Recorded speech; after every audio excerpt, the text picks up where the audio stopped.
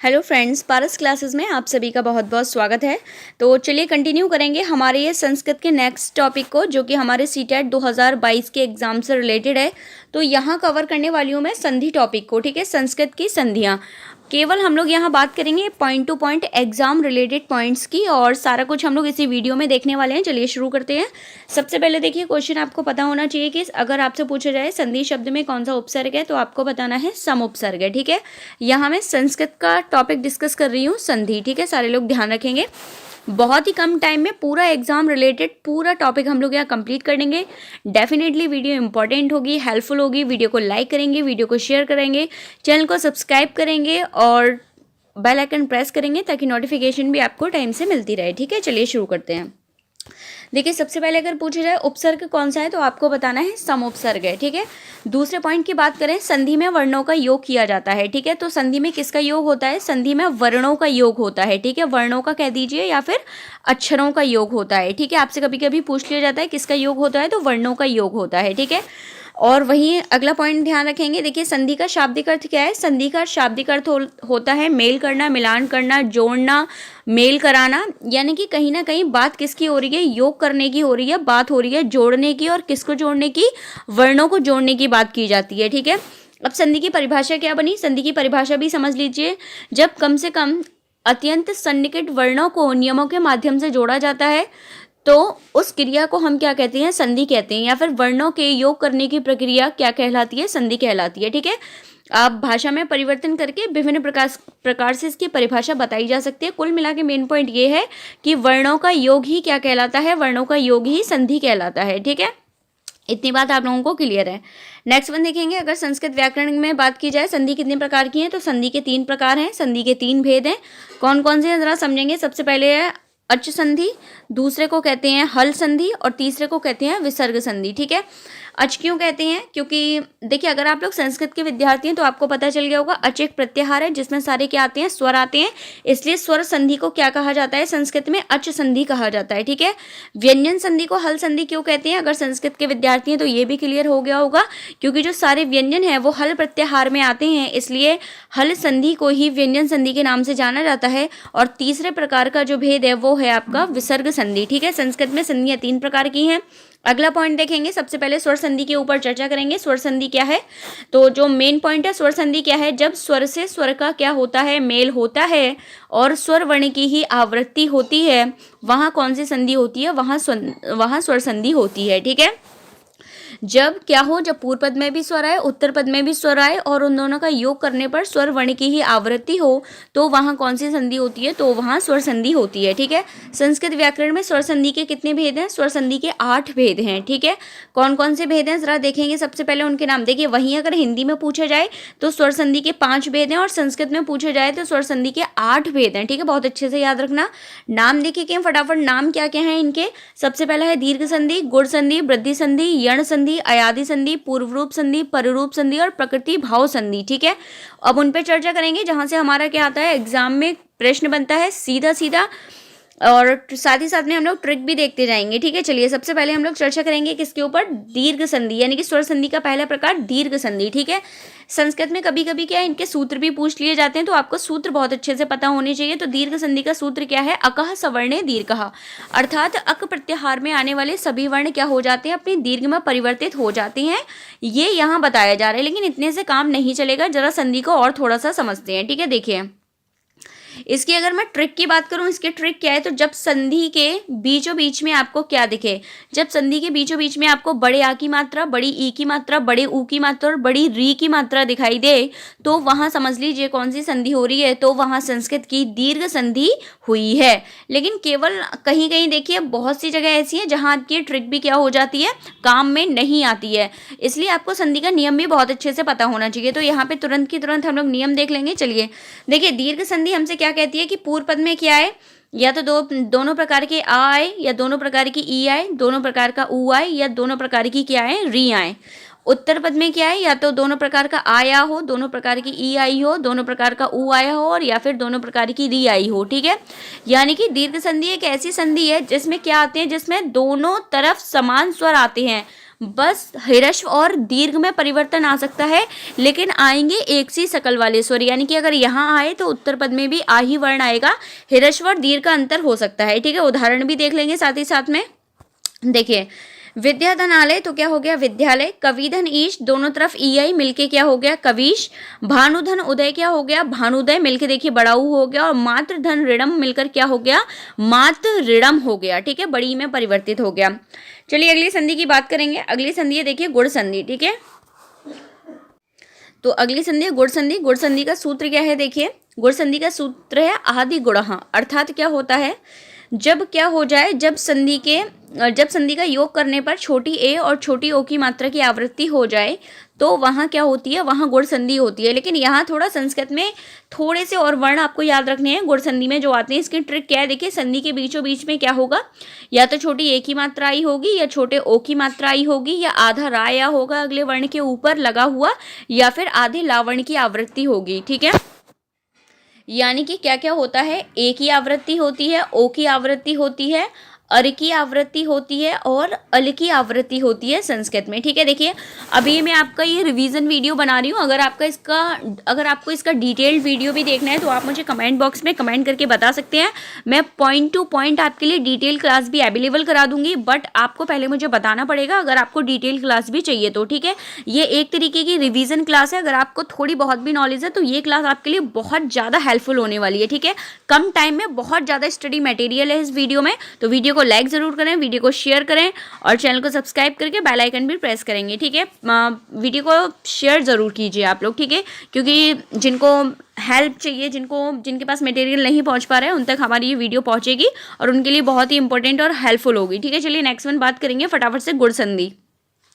तो गुण संधि में क्या होता है, गुण संधि में ए ओ अर और अल की आवृत्ति होती है। जरा देख लेंगे इसका नियम क्या कहता है। तो नियम हमसे क्या कहता है, इसके पूर्व पद में क्या आएगा, ह्रस्व आ या दीर्घ आ ही आएगा, चाहे उत्तर पद में क्या है, दिए गए निम्न स्वर में से कोई आए। आ के साथ या तो दोनों प्रकार की ई आ सकती हैं, आ के साथ दोनों प्रकार के ऊ आ सकती हैं, आ के साथ दोनों प्रकार की री आ सकती है, और आ के साथ लिरा आ सकता है। ठीक है, तो जब आ के साथ ई आती है तो वो छोटी ए में परिवर्तित हो जाते हैं, और आ के साथ अगर ऊ आता है तो ओ की मात्रा लग जाती है, और आ और री के साथ री आती है तो अर आ जाता है, और आ के बाद अगर लिरा आता है तो अल हो जाता है। ठीक है, तो फटाफट से यहाँ संधि के कुछ उदाहरण है वो भी देख लेंगे। साथ ही साथ में देखिए यहाँ क्या आया, अ, गढ़ में क्या छिपाया, अड़ा में अ, और यहाँ ई आ गया तो बराबर क्या हो गया, गणेशा हो गया। ठीक है, गंगाधन ऊर भी देखिए आ के साथ ऊ आ गया तो क्या बन गया, ओ बन गया, क्या हो गया, गंगोरमी हो गया। ठीक है, देवधन ऋषि में क्या हुआ, यहाँ देखिए आ आया वा में, और यहाँ री आ गई, अर बन गया, तो देखिए ये ऊपर क्या चढ़ गया, रा चढ़ गया, तो यहाँ देवर्षि हो गया। ठीक है,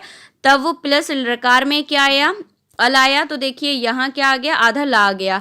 अर्थात यहाँ जो संधि है वो कौन सी संधि है, गुण संधि है। मैं फिर से कह रही हूँ, अगर आपको डिटेल वीडियो चाहिए, पॉइंट टू पॉइंट आपको बारीकी से समझनी है संस्कृत में संधि है, तो आप लोग मुझे कमेंट करके बताएंगे, मैं आपके लिए तुरंत वीडियो अपलोड करूंगी। ठीक है, जो और भी ज़्यादा हेल्पफुल होगा अगर आपको बिल्कुल भी संधि नहीं आती है तो। ठीक है, अभी ये एक तरीके का रिवीजन वीडियो है, अगर आपको थोड़ी बहुत भी नॉलेज है तो बहुत ही हेल्पफुल है। ठीक है, चलिए अगली संधि की बात करेंगे। अगली संधि हमारी वृद्धि संधि। इसका सूत्र होता है देखिए वृद्धि रेची।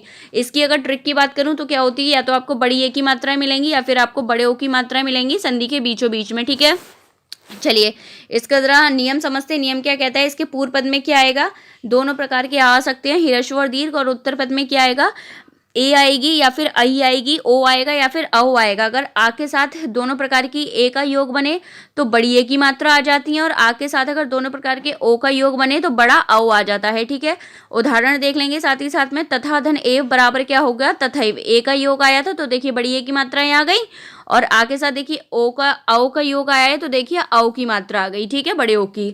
अगली संधि देखेंगे फटाफट से, कौन सी है, यण संधि। यण संधि का देखिए सूत्र क्या होता है, ई को यड़ची, ये इसका सूत्र है। सूत्र भी बहुत अच्छे से ध्यान रखेंगे। संधि की ट्रिक की बात करूं तो संधि के बीच में क्या है, ये व्यंजन वर्ण की आवृत्ति आपको दिखाई देती है, या व राला की। ठीक है, यवरल की आवृत्ति होती है, यण प्रत्याहार के वर्ण है, इसीलिए संधि का नाम क्या है, यण संधि है। सूत्र क्या है, ई को यड़ची। ठीक है, बार बार बोलेंगे फटाफट से तुरंत याद हो जाएगा। ठीक है, इसमें क्या होगा, इसका नियम देख लेते हैं एक बार। देखिए यण संधि ऐसी संधि है जिसके पूर्व पद में क्या आएगा, दोनों प्रकार की ई आएंगी, दोनों प्रकार के ऊ आएंगे, दोनों प्रकार की री आएंगी, और लिरा आएगा, और उत्तर पद में क्या आ सकता है, कोई असमान स्वर आएगा। असमान स्वर का मतलब है ई के सामने ई नहीं आनी चाहिए, चाहे कोई स्वर आ जाए, ऊ के सामने ऊ नहीं आना चाहिए, नहीं तो फिर दीर्घ संधि का नियम लग जाता है, इसलिए। ठीक है, आई होप ये बात आपको क्लियर होगी। तो क्या होगा, जब ई के साथ में कोई अन्य स्वर की योग होता है तो या आ जाता है, ऊ के साथ में किसी अन्य स्वर का योग होता है तो वा आ जाता है, री के साथ में किसी अन्य स्वर का योग होता है तो रा आ जाता है, लिरा के साथ में किसी अन्य स्वर का योग होता है तो ला आ जाता है। ठीक है, फटाफट से उदाहरण देख लेंगे। देखिए, सबका एक एक उदाहरण ले दिया है मैंने। यहाँ देखिए, ई के साथ आ आया तो या आ गया, इत्यादि हो गया। सू के ऊ के सामने देखिए भिन्न स्वर आया तो क्या हो गया, वा की आवृत्ति हो गई। ये देखिए, स्वागत में वा आ गया। यहाँ देखिए क्या हुआ, यहाँ री था और आ गया, अलग अलग स्वर आ गए तो किसकी आवृत्ति हो गई, रा की आवृत्ति हो गई। ये त्रा में ही क्या छिपा हुआ है, ता और रा है। ठीक है, तो उसका संयुक्त व्यंजन बना के लिख दिया है। ठीक है, लोग यहाँ कंफ्यूज हो जाते हैं आ देख कर कि दीर्घ संधि तो नहीं है, तो वो गलत हो जाएगा। ठीक है, यहाँ जो संधि है वो आपकी यण संधि है। अगला देखिए, लिरा धन अकार यानी कि लकार। यहाँ क्या हुआ, लिरा हटा, तो जब लिरा हटेगा और यहाँ लिरा के सामने क्या दिया है, असमान स्वर दिया है, तो ये लिरा के स्थान पर क्या हो जाती है, ला की आवृत्ति हो जाती है, और उत्तर पद वाला आ है वो इस ला में मिल गया, तब जाके ला पूरा हो जाता है और पूरा वर्ण क्या बन जाता है, लकार। ठीक है, क्लियर है। चलिए नेक्स्ट वन देखेंगे, अयाधि संधि। अयाधि संधि का सूत्र क्या होता है, देखेंगे जरा, अयवा यावह। ठीक है, अयवा यावह इसका सूत्र है किसका, अयाधि संधि का। ठीक है, अब इसका सूत्र जरा देखेंगे और आगे चलेंगे जरा और क्या कहा जा रहा है। देखिए, इसकी अगर ट्रिक की बात करूं तो देखिए, इसके संधि के बीचों बीच में आपको अय, आय, अव और आव की ध्वनि स्पष्ट रूप से सुनाई देती है, बस आपको पहचानने की जरूरत है। ठीक है, नियम देख लेंगे। नियम आपसे क्या कहता है, इसके पूर्व पद में देखिए क्या आते हैं, दोनों प्रकार की ए और दोनों प्रकार के ओ। उत्तर पद में यहाँ कोई भी स्वर आ सकता है, चाहे समान आए चाहे असमान, कोई दिक्कत वाली बात नहीं है। पूरी संधि की पहचान इसके पूर्व पद से होती है। अगर छोटी ए आई है तो वो हटेगा और आई की आवृत्ति होगी, बड़ी होगी ए आई होगी तो बड़ी ए हटेगी और आई की आवृत्ति होगी। छोटा ओ आया होगा, मतलब छोटे ओ की मात्रा आई होगी तो वो हटेगा, तब अव की आवृत्ति होगी, और बड़ा ओ आया होगा तो बड़ा ओ हटेगा, तब आव की आवृत्ति होगी। ठीक है, फटाफट से संधि देखेंगे कैसे की गई है। देखिए, पो धन अनह क्या है, तो यहाँ छोटे ओ की मात्रा थी तो किसकी आवृत्ति हो जाएगी, अव की। तो देखिए पूरा शब्द क्या बन गया, पवन बन गया। कैसे बना समझ लेते हैं। देखिए, पो में से हमने ओ की मात्रा निकाल दी, क्या रह गया, पा, और हमें किसकी अब आवृत्ति करनी थी, अव की। तो ये जो आ है वो किस में जुड़ जाता है, पा में, तो पा कैसा हो गया, पूरा। वा आधा था तो उत्तर पद का आ उसमें जुड़ गया तो वा भी कैसा हो गया, पूरा। और फिर लास्ट में तो क्या बचा है, ना। इस तरीके से क्या बन गया, पवन। इसी तरीके से सारे स्वरों का योग हुआ है। पौधन अक का क्या हो गया, पावकः। ने धन अनम का क्या हो गया, नयनम। और नई धन अक का क्या हो गया, नायक। ठीक है, एक बार मैं फिर से आपको इन्फॉर्म करना चाहूँगी, अगर ये देखिए एक रिवीजन वीडियो है, जिसको अगर थोड़ी बहुत भी नॉलेज है संस्कृत की संधियों की तो उसके लिए बहुत ही हेल्पफुल, बहुत ही इंपॉर्टेंट है। कम टाइम में बहुत सारा कंटेंट है, बट अगर आपको संधि की नॉलेज नहीं है तो आप मेरे को कमेंट बॉक्स में कमेंट करके बताएंगे, मैं आपके लिए डिटेल्ड बारीक वाला जो वीडियो है वो अपलोड कर दूंगी, बिल्कुल पॉइंट टू पॉइंट, बिल्कुल शुरू से। ठीक है, कि आखिर क्या होती है संधि वो भी नहीं पता तो वो सारी चीज़ आपको समझ आ जाएगी। ठीक है, बट आपने कमेंट करके बताना होगा कि आपको अगर नीड है तो वो आपके लिए अपलोड कर दी जाएगी। ठीक है, चलिए नेक्स्ट वन देखेंगे, पूर्व रूप संधि।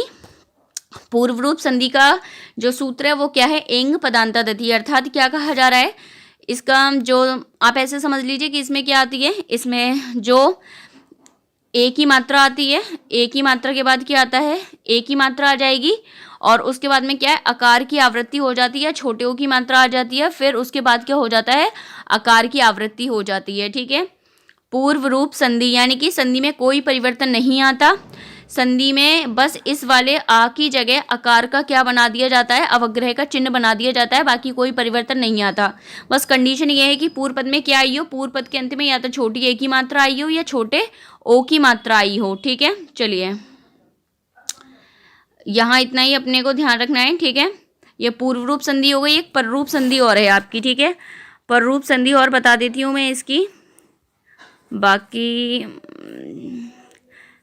देखिए पररूप संधि में क्या होता है मैं आपको यही बता दे रही हूँ। पररूप संधि में क्या होता है, पररूप संधि में क्या होगा, पूर्व पद में क्या दिया जाएगा, अकारांत उपसर्ग। चलिए वो मैं नेक्स्ट वीडियो में ही क्लियर कर दूंगी, क्योंकि लिखा हुआ होगा तो आपको जल्दी समझ में आ जाएगा। ठीक है, चलिए इसको समझ लेते हैं जरा। तो यहाँ ये क्लियर है, पूर्व पद में क्या आती है, छोटे ए या छोटे ओ की मात्रा लगी आएगी, और उत्तर पद में क्या होगा, उत्तर पद में हमें आवर्ण दिया जाता है। जैसे एक बार देख लेते हैं, बने धन अपी लिखना है मान लीजिए, ठीक है। अब संधि करनी है इसकी, तो देखिए बने में क्या लगी है, छोटी ए की मात्रा लगी है यहाँ पर, और पीछे क्या दिया है अ, तो क्या हो जाएगा जब इसकी संधि करेंगे तो क्या हो जाएगी बनेपी, यानी कि इस वाले आ की जगह ये बन जाएगा अवग्रह, ठीक है। और ये संधि हो गई बनेपी, ठीक है। तो आई होप सारी संधियाँ आपको क्लियर हैं, बस एक संधि रह गई है। स्वर संधि का प्रकार जो है पररूप संधि, वो मैं आपको कल क्लियर कर दूंगी व्यंजन संधि के साथ। तो ये पार्ट 1 है रिवीजन वीडियो का। डेफिनेटली वीडियो बहुत ही हेल्पफुल है, बहुत ही इंपॉर्टेंट है। वीडियो को लाइक करेंगे, वीडियो को शेयर करेंगे और चैनल को सब्सक्राइब करके बेल आइकन प्रेस करेंगे, जिससे नोटिफिकेशन आपको टाइम पर मिल जाए। Thank you so much.